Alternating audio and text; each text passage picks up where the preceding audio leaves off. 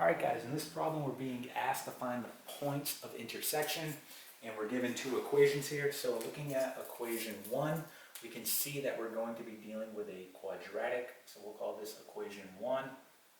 And here's equation 2, right? We can see that this is going to be linear, alright? So if we were to just go ahead and draw out kind of what's going on here, we have a quadratic, so we know that we have a parabola that's going to be opening upwards here. So we have something like this, parabola opening upwards, right? And then we have our linear line, right, that's doing something like this, right? So we can see here that we're essentially going to have 2 points of intersection, right? So we can expect to have 2 points of intersection here. So just keep that in mind. And again, these are going to be xy points, right? This is going to be xy and a point xy, right? So let's talk about how we're going to go ahead and solve this. So let's erase this.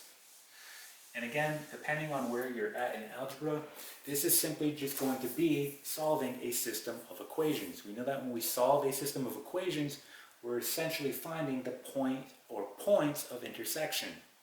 And there's a couple of ways we can solve a system of equations.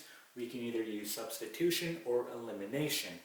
So let's go ahead and just take a look here. It looks like substitution is going to be the easiest way to do this. So for example, let me just go ahead and write out equation 1 here. We have y equals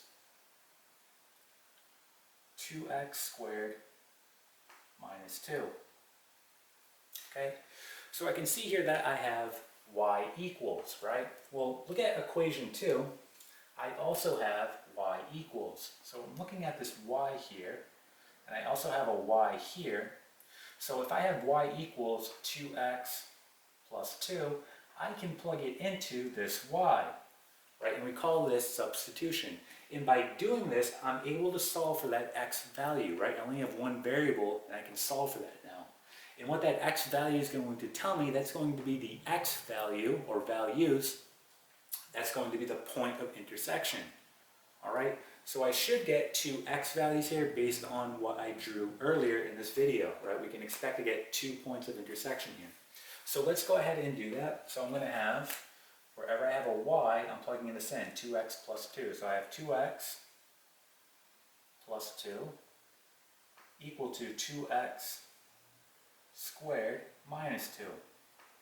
All right, so let's go ahead and just move our variable over to one side. So let's take a look at what we're going to do here. We're simply just going to minus 2x squared. So we're going to get minus 2x squared.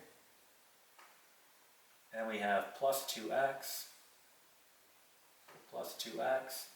and we have plus 2 equal to negative 2, right? At this point, we can see that, well, I have an x squared and an x.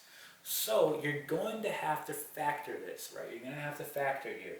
So we want to move all our terms over to one side and essentially have this equal to 0. So I'm going to add 2 here. So add 2. This cancels. I'm going to be left with negative 2x squared plus 2x and then plus 4. And this is all going to be equal to 0. Okay? So here you want to think about how you can factor this. So to make this easier on yourself, let's go ahead and take out a greatest common factor between my terms here. And I can do that. I'm going to take out a negative 2. So I'm going to take out a negative 2. So now I have negative 2. This is going to be x squared minus x. And then minus 2. And this is all equal to 0. Right? And now I want to factor this guy on the inside here, these parentheses. So I'm going to go ahead and factor that. So rewriting this, I have negative 2. And then I'm going to have the following. I'll have x minus 2. And then I'll have x plus 1. This is all equal to 0.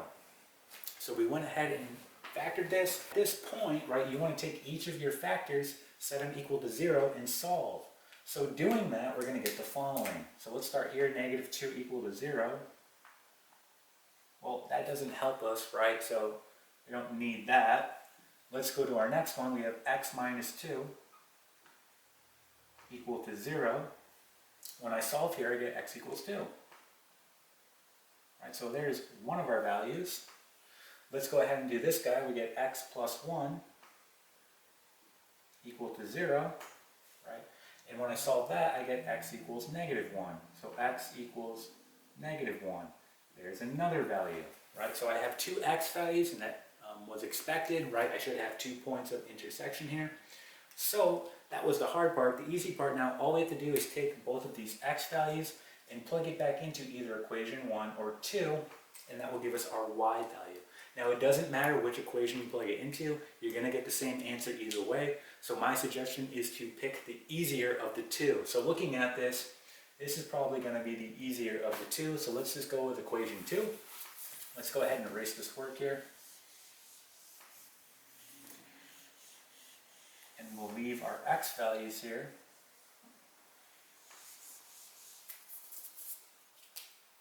Alright, so just cleaning this up, we had 2x.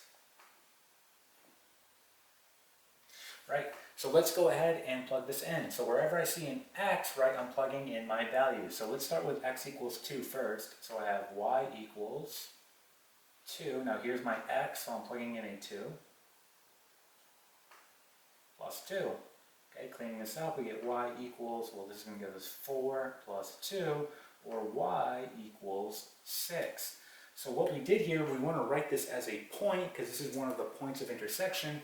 I plugged in a 2, my x, right, we're writing it as the x, y, right, point. So I plugged in an x, which was 2, and I returned a y, which would be 6 here. So this is one of our points of intersection, right? Now let's do it for negative 1. So again, I'm going to use equation 2 again. So just plugging it in, I get y equals, I get 2 times, right, here's my x, so negative 1 plus 2. This gives me y equal to negative 2 plus 2, which we know is y equals 0. All right, so our second point of intersection, again, I plugged in a negative 1 into x, and I returned a 0 for my y. All right, so this is going to be your final answer. So these are our 2 points of intersection.